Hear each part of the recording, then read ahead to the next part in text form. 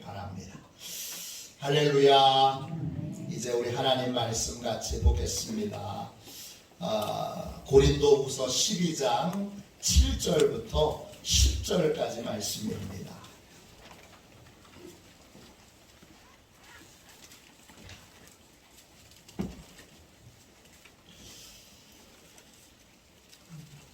고린도후서 12장 7절부터 10절까지 말씀입니다. 신약성경책 299쪽입니다.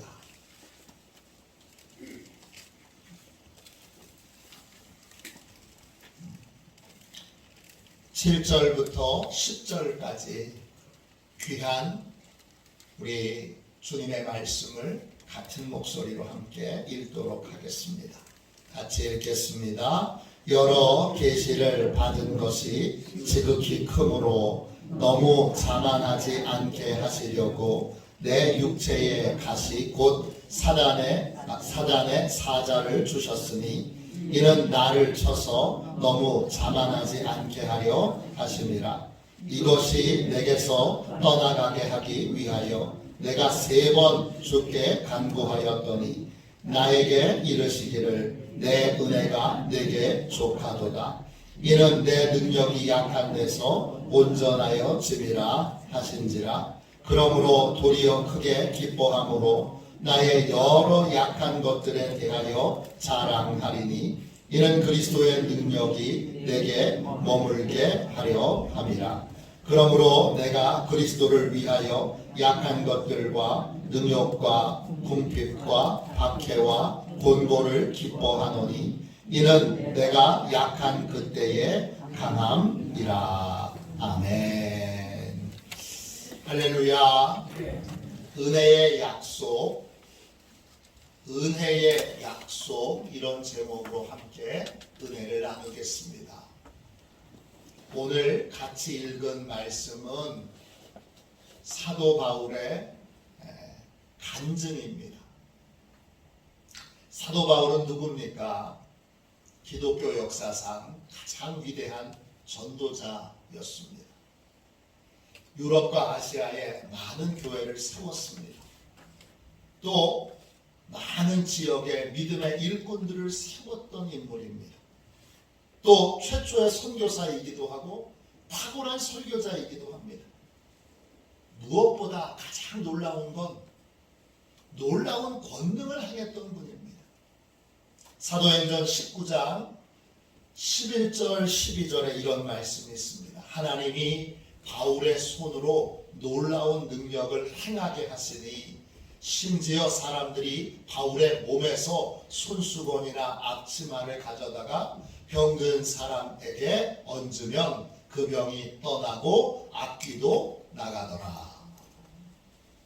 하나님이 바울을 통해서 놀라운 권능을 행하셨는데 바울이 몸을 닦았던 수건을 가져다가 또 바울이 걸쳤던 앞치마를 가져다가 병든 사람에게 탁 덮으면 병이 낫는 거예요. 귀신 들린 사람한테 딱 덮으면 귀신이 떠나가는 거예요. 제가 바울 같은 권능을 받으면 걱정할 게 뭐가 있을까 싶습니다. 아마 저에게 이런 권능이 똑같이 매 예배마다 나타난다면 전 세계에서 비행기 타고 우리 교회에 올 겁니다. 또 새벽부터 사택에 줄을 쓸 거예요. 왜? 손수건 얻으려고. 또 어떤 분은 제가 쓴 수건을 택배로 붙여서 타 지역에 있는 분들에게 보낼지도 몰라요. 교회 문을 딱 열면 구름대와 같이 사람들이 몰려올 거예요. 또 예배가 끝나면 집에 안 갈 거예요. 혹시나 또 잠깐 만날 수 있을까? 잠깐 볼 수 있을까? 그럴 거예요. 바울처럼 쓰임받으면 얼마나 행복할까 이런 생각이 드는데 오늘 읽은 말씀을 들어보면 실상은 전혀 다릅니다. 오늘 읽은 말씀에 보면 우리의 예상과 기대와 달리, 야, 바울이 그런데 무슨 걱정이 있겠어? 그런데 오늘 본문을 읽어보면 바울은 고통 중에 지내고 있습니다. 선교에 엄청난 열매를 맺었고 놀라운 권능의 통로로 쓰임받고 있지만 그는 개인적으로는 큰 고통과 어려움을 겪고 있습니다. 이것이 신앙의 역설입니다. 역설이라는 말은 영어로 파라독스입니다. 뜻은 두 가지의 서로 다른 것, 모순되는 것이 함께 있는 겁니다. 바울은 자신의 삶을 이렇게 고백합니다. 고린도후서 12장 10절 끝입니다. 이는 내가 약한 그때에 강함이라. 외적으로는요, 놀라운 부흥과 선교적인 열매를 맺었습니다. 또 여러분, 썼던 물건을 가져다가 기적이 일어나는 거 보신 적 있습니까? 놀라운 기적을 행하고 있습니다. 그런데 이 외적인 성취와 열매에도 불구하고 바울의 개인적인 삶은 절망적입니다. 그는 처음에는 왜 자기의 삶에 이런 모순이 일어나는지 이해를 못했습니다. 여러분도 이해가 안 되시죠? 저도 이해가 안 됩니다. 그는 몇 번의 간절한 기도를 통해 그 이유를 알게 됩니다. 왜 하나님이 나를 이렇게 약하게 만드셨는지.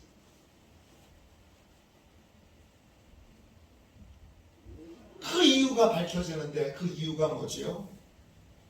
주님의 능력은 제일 약할 때, 내가 제일 약한 순간에 임하게 됩니다.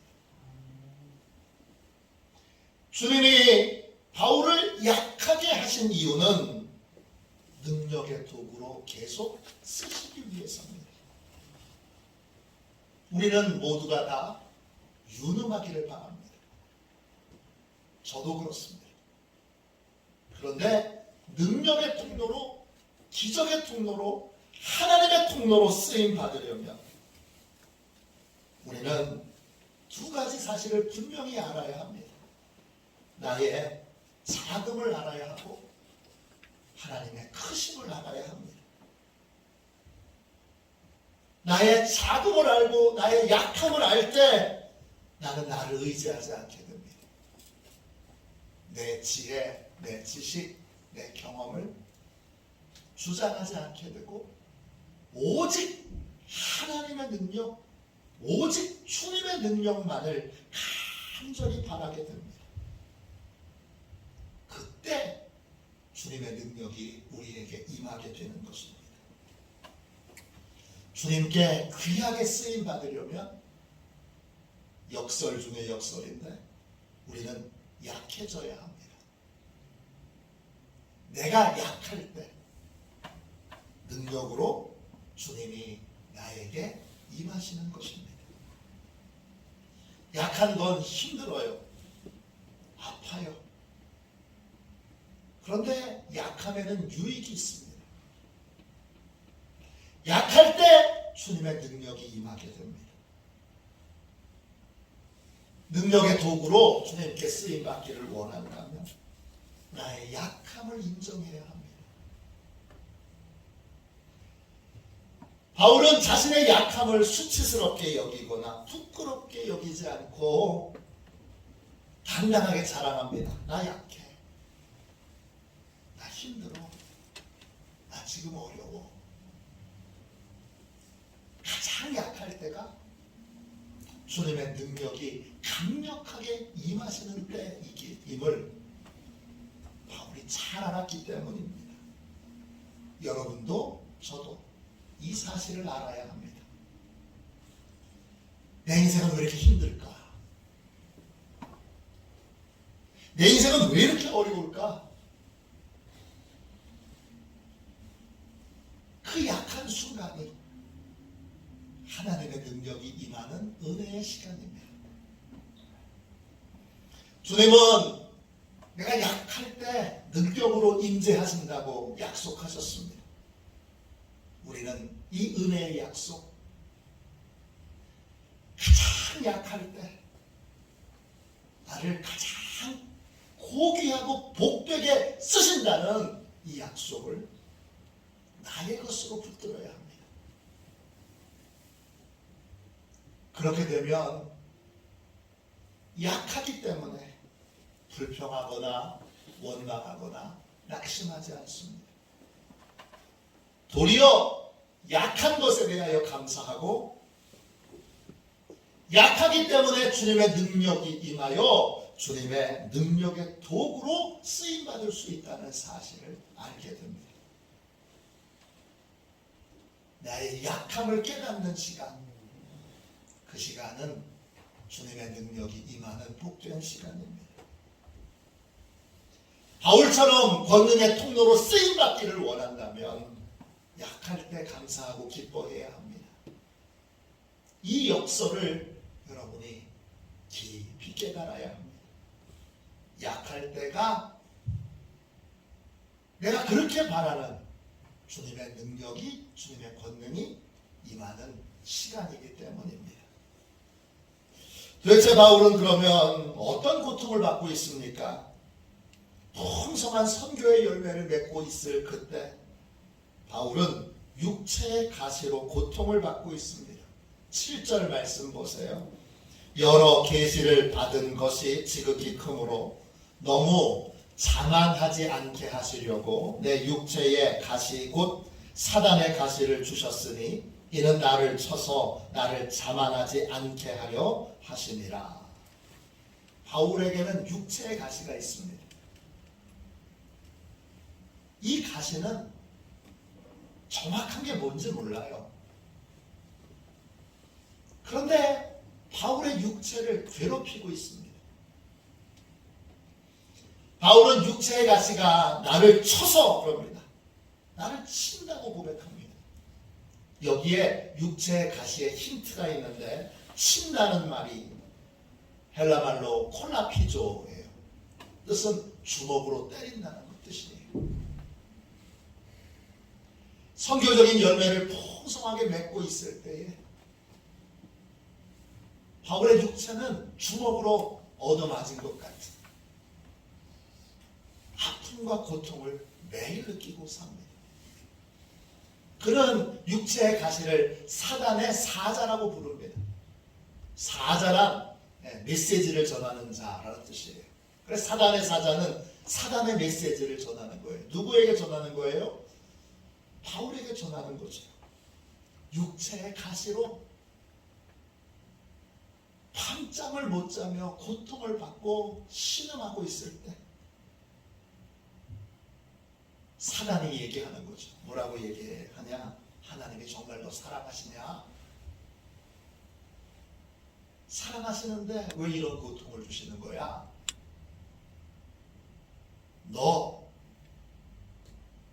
하나님의 사랑을 받는 건 맞냐? 내가 볼 때 너 버림받은 것 같은데? 이 절망감, 이 패배감이 계속 바울을 괴롭힙니다. 바울은 이 육체의 고통이 너무 커서 3번이나 간절히 하나님께 고쳐달라고 기도합니다. 8절 보세요. 이것이 내게서 떠나가게 하기 위하여 내가 3번 주께 간구하였더니, 이 간구한다는 말을 원어로 보면 그냥 기도한다는 뜻이 아니에요. 특별한 시간을 정해놓고 기간을 정해놓고 집중해서 병고침 받기 위하여 기도했다는 뜻이에요. 한 번만 그렇게 한 게 아니에요. 2번 그렇게 한 게 아니에요. 3번이나 그렇게 했어요. 3번이나 몇 주를 거쳐서 이 제목만을 가지고 집중해서 기도했는데 하나님이 고쳐주시지 않았습니다. 다른 사람들은 수건만 얹어도 고침받는데, 앞치마만 얹어도 고침받는데, 기도만 하면 어떤 병이든 다 고침받는데, 하나님이 바울을 고쳐주시지 않습니다. 선교적인 큰 열매를 맺고 있지만 바울은 개인적으로 하나님께 버림받은 것 같은 패배감과 절망감과 지금 싸우고 있습니다. 그 외에도 바울은 많은 고통을 겪고 있습니다. 10절 보세요. 고린도후서 12장 10절. 그러므로 내가 그리스도를 위하여 약한 것들과 능욕과 궁핍과 박해와 곤고를 기뻐하노니 이는 내가 약한 그때에 강함이라. 여기에 나열된 건 다 바울이 겪고 있는 거죠. 공동번역 성경으로 보면 이게 조금 더 실감이 납니다. 공동번역 성경에는 이렇게 되어 있습니다. 나는 그리스도를 위해서 약해지는 것을 만족하게 여기며 모욕과 빈곤과 박해와 곤궁을 달게 받습니다. 그것은 내가 약해졌을 때 오히려 나는 강하기 때문입니다. 육체의 가시로 육체만 고통을 받는 게 아니에요. 사람들에게 모욕을 당해요. 또 경제적인 어려움도 겪어요. 박해도 받아요. 여러 가지 힘든 상황을 맞이하게 됩니다. 외적으로는 선교적인 큰 열매를 맺고 있는데 삶은 힘들고 어려운 일들은 계속 바울을 약하게 만들고 있습니다. 이 약한 상태가 역설적으로 주님이 강하게 일하시는 때입니다. 신비하지요? 우리는 여기서 한 가지 중요한 진리를 배워야 합니다. 무엇이든지 균형 있게 봐야 한다는 것입니다. 무엇이든지 얻은 것이 있으면 잃을 것이 있습니다. 또 잃은 것이 있다면 반드시 얻을 것도 있습니다. 마귀의 유혹은요, 특징이 있습니다. 어떤 특징이냐? 눈을 가리고 한쪽만 보게 해요. 한쪽만 보게 합니다. 균형 있게 보지 못하게 해요. 마귀가 죄를 짓도록 유혹할 때 항상 얻을 것만 보게 합니다. 선악과를 따먹을 때도 너 이거 따먹으면 하나님처럼 돼, 지혜롭게 돼. 그걸로 잃어버릴 건 얘기하지 않습니다. 밧세바와 다윗이 간통하도록 저 여자랑 같이 사면 행복하겠지, 기쁘겠지, 멋진 여자지, 그러면서 계속 뭐만 얘기해요? 얻을 것만 이야기합니다. 그러니까 마귀의 유혹에 쉽게 넘어가는 것입니다. 우리는 균형 있는 눈을 가져야 되는데 이 균형 있는 눈을 하나님이 주십니다. 우리는 얻을 것도 보고 잃을 것도 볼 줄 알아야 합니다. 그래야 마귀의 유혹을 이길 수 있습니다. 얻은 것이 있으면 반드시 잃을 것이 있습니다.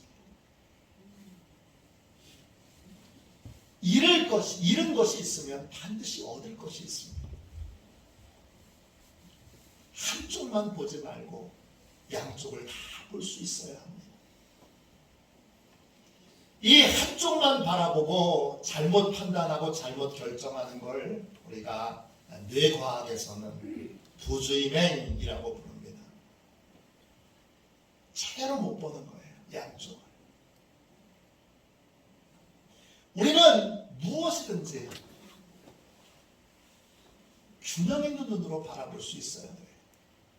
잃은 것이 있으면 반드시 얻은 것도 있습니다. 또 얻은 것이 있으면 반드시 잃을 것도 있습니다. 선하신 하나님은 양쪽을 다 볼 수 있게 해주세요.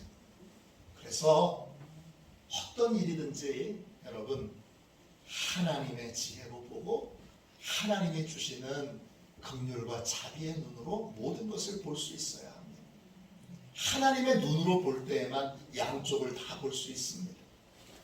사무엘상 8장에 보면 이스라엘 백성들이 왕이 필요해서 왕을 달라고 사무엘 선지자에게 막 요청을 합니다.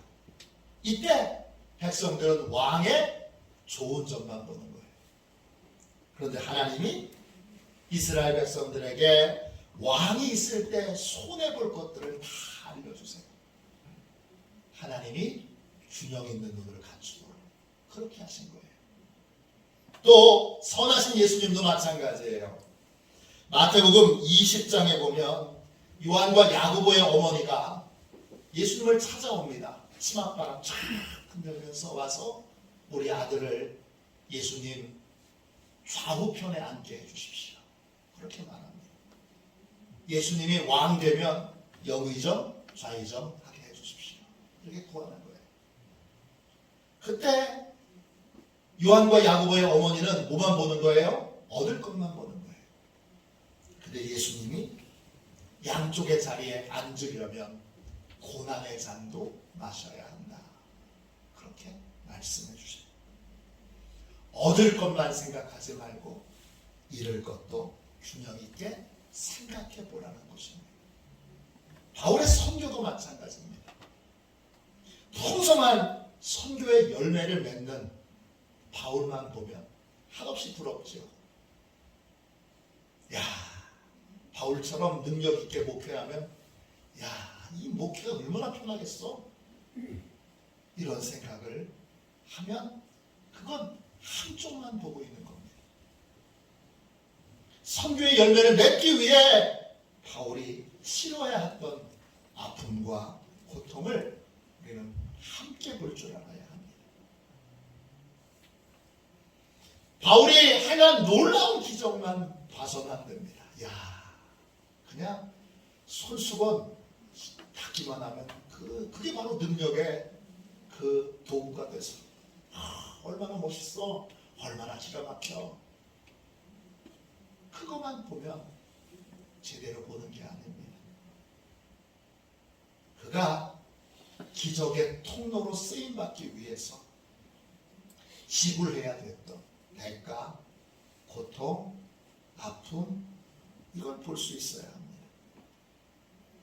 하나님의 지혜는 양쪽을 다 볼 수 있게 합니다. 여러분, 모든 것이 편안하고 형통할 때 그때도 얻을 것과 잃을 것이 있습니다. 그리고 사방이 막히고 사방이 힘들 때도 여러분 반드시 그때도 얻은 것과 잃은 것이 있습니다. 어떤 순간이든지 좋기만 한 순간, 어떤 순간이든지 나쁘기만 한 순간은 없습니다. 모든 것에는 유익된 것과 손해되는 것이 함께 있습니다. 이 사실을 꼭 기억하시고 균형 있는 눈으로 모든 것을 보실 수 있기를 주님의 이름으로 축원합니다. 영국 아일랜드 출신의 소설가 오스카 와일드가 이런 말을 했습니다. 인생에는 두 가지 비극이 있다. 하나는 우리가 바라는 것을 갖지 못하는 것이고, 다른 하나는 우리가 바라는 것을 얻는 것이다. 그렇습니다. 여러분, 얻기만 하는 인생은 없어요. 얻은 것이 있으면 반드시 잃을 것이 있습니다. 또 잃은 것이 있으면 반드시 얻은 것도 있습니다. 이 양쪽을 다 볼 줄 아는 것이 하나님의 지혜입니다. 핸드폰이 생기니까 얼마나 편해요. 설교하다가요, 설교 준비하다가 설교 준비하다갑니다. 준비하다가 잘 모르는 게 있으면 핸드폰 들어서 검색해 봅니다. 야, 옛날에는 상상도 할 수 없었던 일입니다. 뭐 궁금하면 적어놓고, 인터넷이 있을 때는 그나마 편리하게 인터넷으로 검색하지만 인터넷이 없을 때는 책 찾아봐야 되고, 내 서재에 책이 없으면 도서관으로 뛰어가야 됩니다. 근데 지금은 핸드폰이 도서관보다 더 자료가 많아요. 얼마나 편한 게 많은지 몰라요. 그런데 편한 것만 있습니까? 아닙니다. 잃은 것도 있지요. 여러분, 저희 교회 사무실 전화번호 기억하세요? 전에는 모든 성도들이 교회 전화번호 다 기억합니다. 저희 교회 전화번호는 위에 스크린에 있습니다. 032-937-7157입니다. 요즘은 아무도 사무실 전화번호를 기억하지 못해요. 왜? 핸드폰이 있으니까. 심지어는 자기 집 전화번호도 모르는 분이 많아요. 왜? 핸드폰에 다 저장되어 있으니까. 얻는 것이 있으면 잃는 것도 있습니다. 하나님이 요셉에게 꿈을 주셨어요. 요셉이 꿈을 받았어요. 얻기만 했느냐? 아닙니다. 잃은 것도 있습니다. 뭐 잃었죠? 형들의 사랑을 잃었습니다. 형들이 시기하고 질투하고 미워하고 핍박합니다. 여러분, 얻은 것이 있으면 반드시 잃을 것이 있다는 이 진리를 분명히 깨달아 양쪽을 다 보셔야 합니다. 바울도 양쪽을 다 보는 지혜가 처음부터 있었던 건 아닙니다. 육체의 가시를 통해서 고통을 겪으면서 3번이나 집중해서 치료해달라고 고쳐달라고 기도하면서 하나님이 양쪽을 볼 수 있는 지혜를 주셨습니다. 그렇게 3번이나 집중해서 기도했는데 하나님이 예상하고 기대했던 것과는 전혀 다른 응답을 주십니다. 응답을 안 주신 게 아니라 바울이 기대했던 것과 다른 응답을 주셨어요. 여러분 9절 말씀 보세요. 하나님께서 바울에게 이렇게 응답하셨습니다. 나에게 이르시기를 내 은혜가 내게 족하도다. 이는 내 능력이 약한 데서 온전하여 짐이라 하신지라. 그러므로 도리어 크게 기뻐함으로 나의 여러 약한 것들에 대하여 자랑하리니 이는 그리스도의 능력이 내게 머물게 하려 함이라. 하나님께서 육체의 가시를 좀 제거해달라고 막 기도했더니, 간절히 기도했더니 하나님이 어떤 응답을 주셨느냐? 육체의 가시가 너한테는 은혜야. 이런 응답을 주셨습니다. 육체의 가시를 통해서 내가 얼마나 약한지를 알게 됐을 때 주님의 능력이 임하게 되고 주님의 능력이 삶으로 나타나는 주의 권능으로 일하는 하나님의 사람이 될 수 있었다는 겁니다. 이 양쪽을 다 보게 된 바울은 약함과 고통에서 벗어나려고 몸부림을 치지 않고 그때부터는 생각을 바꿉니다. 고통이 주는 유익, 또 육체의 가시가 주는 유익, 이 유익을 기뻐하고 감사하기로 생각을 바꾼 겁니다.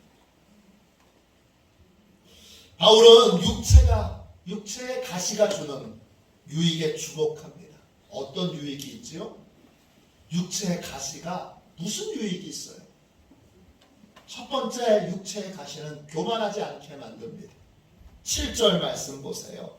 여러 계시를 받은 것이 지극히 크므로 너무 자만하지 않게 하시려고 내 육체의 가시 곧 사단의 사자를 주셨으니 이는 나를 쳐서 너무 자만하지 않게 하려 하심이라.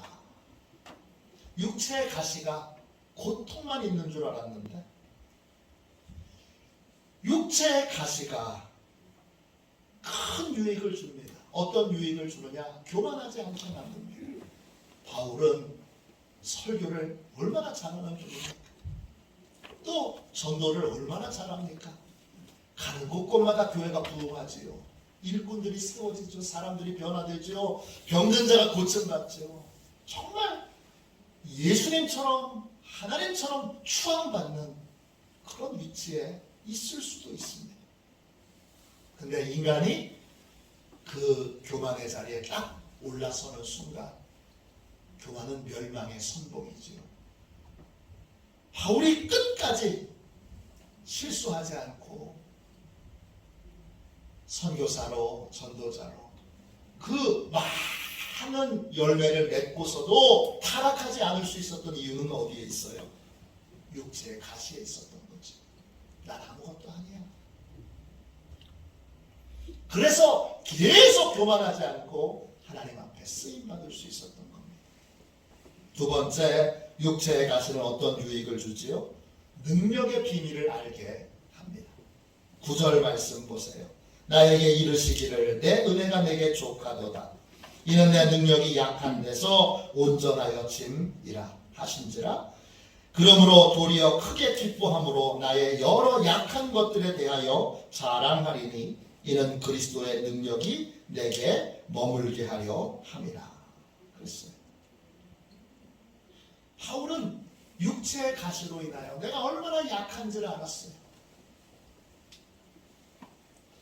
그리고 약할 때 주님의 능력이 임하게 된다는 걸 알게 됐어요. 내가 약한 걸 알 때 나를 의지하지 않게 되고 나에게 소망을 두지 않게 되고 오직 소망은 주님께, 오직 소망은 주님의 능력에게 두어서 주님의 능력만, 주님의 지혜만 사모하고 바라고 구하는 삶을 살게 됐습니다. 하나님은 바울에게 내가 너를 쓴 이유는 네가 약하기 때문이라고 말씀하십니다. 그래서 주님 앞에 약하기 때문에 쓰임받기에 약한 것에 대하여 감사하고 기뻐하게 됐습니다. 약하기 때문에 주님이 강력하게 쓰셨던 것입니다. 지난 9월에 저희 강화 남지방 연합 심야 기도회에 오신 목사님은 세종시에서 목회하시는 물렘 동산교회를 담임하시는 권균한 목사님이세요. 큰 설명을 못 듣고 갔는데 첫 번째 코로나 끝나고 나서 첫 번째 모임이어서 첫 번째 기도회에서 많이 오질 않았어요. 지방 전체에서. 근데 얼마나 신령하고 특별한 목사님이셨는지 몰라요. 공주에서 목회하시다가 하나님이 인도해 주셔서 세종시로 목회를 옮겨요. 교회를 바꾸는 게 아니라 아예 교회를, 공주시에 있던 교회를 세종시로 옮깁니다. 그리고 하나님의 인도하심에 따라 교회를 새로 짓고 그리고 계속 부흥해서 지금 1000명 이상 모이는 교회로 성장해 있는데요. 자신의 목회를 한마디로 말씀하시더라고요. 내 목회는 순종의 목회입니다. 이렇게 목회할 수 있었던 비결은 이 권 목사님이 어렸을 때부터 아팠어요. 그러니까 늘 주님만 바라보고 늘 주님만 의지하고 그렇게 살 수밖에 없었어요. 딴 생각하는 순간 몸이 너무 아픈 거예요. 그래서 늘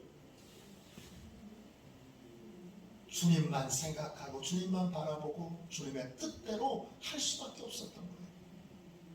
결국 권균한 목사님이 이렇게 큰 교회에 신령한 목회를 할 수 있었던 이유는 아팠기 때문입니다.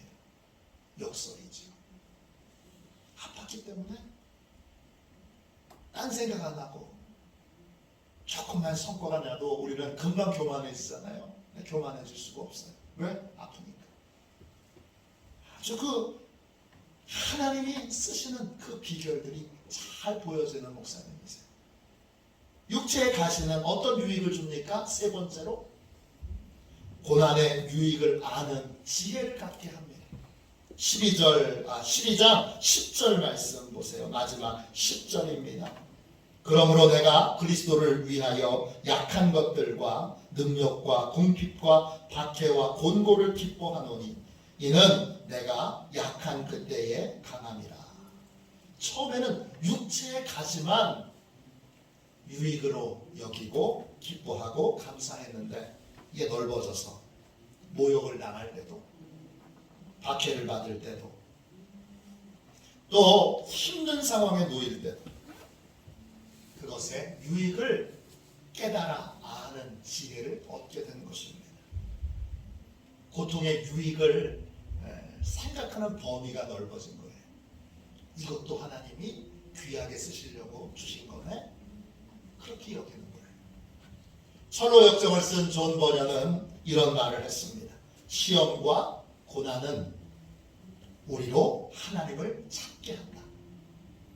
종교개혁자 마틴 루터는 이런 말을 했습니다. 시련이 없고 모든 것이 순조로울 때가 가장 위험한 시련이다. 왜냐하면 그때 인간은 하나님을 망각하고자 하는 유혹을 받게 되기 때문이다. 그렇습니다.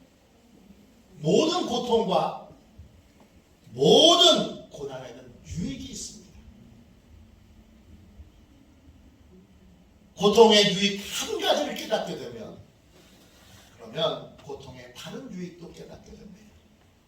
매사추세츠 병원에서 근무하는 에릭 린드맨이라고 하는 의사 선생님이 고난을 겪은 분들에 대하여 설문조사를 했어요. 고난이 당신에게 유익을 줬습니까? 아니면 고통만 줬습니까? 이렇게 설문조사를 했는데 85%가 뭐라고 대답했을까요? 고난이 내게 큰 유익을 주었다. 이렇게 대답했어요. 어떤 분은 고난 덕분에 나쁜 습관을 고칠 수 있었다 고백해요.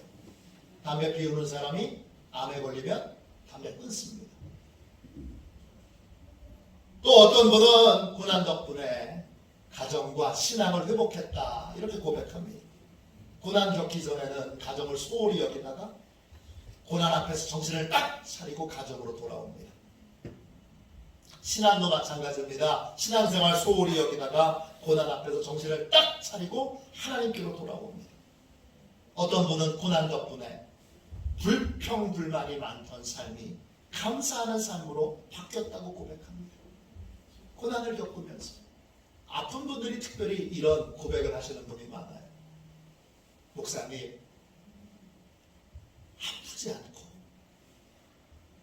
고통 없이 아침에 깨어날 수 있다는 것이 얼마나 큰 감사인지 이제 알겠어요. 그렇게 고백합니다. 고난을 겪으면서 아주 작은 것에도 감사하고 기뻐할 수 있는 사람으로 바뀌게 됩니다. 고난과 고통은 우리에게 유익을 줍니다. 무엇보다 우리의 약함을 알게 하고 그래서 나를 의지하지 않고 오직 주님만 의지하고 주님의 능력만을 구하는 삶을 살게 합니다. 그러면 바울처럼 하나님의 능력의 통로로 쓰임받을 수 있습니다. 고난과 고통 앞에서 내가 왜 이렇게 약할까? 나의 약함을 깨닫게 되는 순간 기뻐하고 감사하십시오. 그때가 바로 주님이 능력으로 임하실 때고 그리고 그때가 능력의 통로로 쓰임받을 때입니다. 나는 약하기 때문에 귀하게 쓰임받을 겁니다. 나는 고난 가운데 연단을 받고 있기에 하나님 앞에 계속 존귀하고 복되게 쓰임받을 겁니다. 이 은혜의 약속을 붙들고 승리하는 저와 여러분이 되시기를 주님의 이름으로 축원합니다. 아멘. 우리 300장 함께 우리 찬양하고 고난과 고통 앞에서 나의 약함을 깨닫게 되는 순간마다 불평하고 원망하지 않고 능력으로 쓰임받게 될 것을 기뻐하고 감사하며, 그러면서 약한 것에 감사하고 고난받는 것에 감사하는 삶을 살 수 있도록 우리 함께 통성으로 기도하겠습니다.